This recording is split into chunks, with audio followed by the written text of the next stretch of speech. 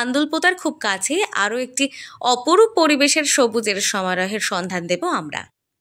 উত্তর ২৪ পরগনা জেলার বসিরহাটের আন্দুলপোতা থেকে ৬ কিলোমিটার দূরে খড়িডাঙ্গা ও পূর্ব খড়িডাঙ্গার মধ্যবর্তী স্থান।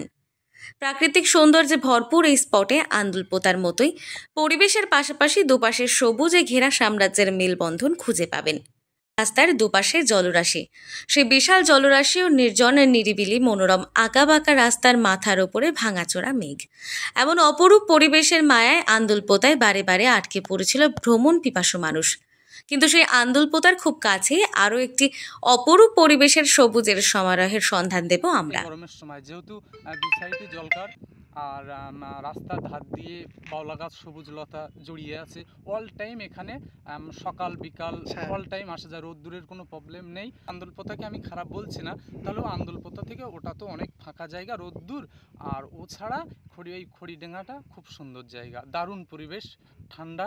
কোনো সময় এখানে বিকেল টাইমে হাজারো নানান প্রকৃতির পাখি দেখা যায়। মনোরম গ্রাম্য পরিবেশে মিঠেল গন্ধ, কৃষ্ণচূড়ার রঙিন ছটা, অপরদিকে মাছের চাষের ভেড়িতে পরিযায়ী পাখিদের আনাগোনা, তার মাঝখান দিয়ে সরু আঁকাবাঁকা রাস্তা। পরিবেশটা খুবই সুন্দর, যেহেতু খড়িডাঙ্গার পূর্ব খড়িডাঙ্গা একদম মাঝখানে, যেখানে প্রকৃতির অনেক কিছুই দেখতে পাওয়া যায়, যেমন দুই পাশে জলকার আছে, তারপর সবুজ গাছপালা আছে, তারপর যাওয়ার রাস্তাটা দেখতে পারবেন, খুবই সুন্দর যাওয়ার রাস্তা।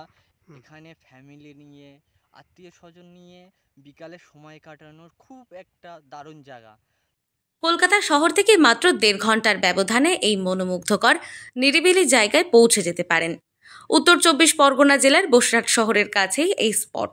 বিকেলের দিকে অনেকেই এই পরিবার, বন্ধু পরিজনদের নিয়ে সময় কাটান। যদি ড্রাইভে যেতে ভালোবাসেন তাহলে তো সোনাই সোহাগা। বিকেলে বিশাল জলরাশির ওপর মেঘেদের আনাগোনা দেখতে দেখতে মৃদুমন্দ বাতাসের স্পর্শ, আহা, সে এক স্বর্গীয় অনুভূতির সাক্ষী।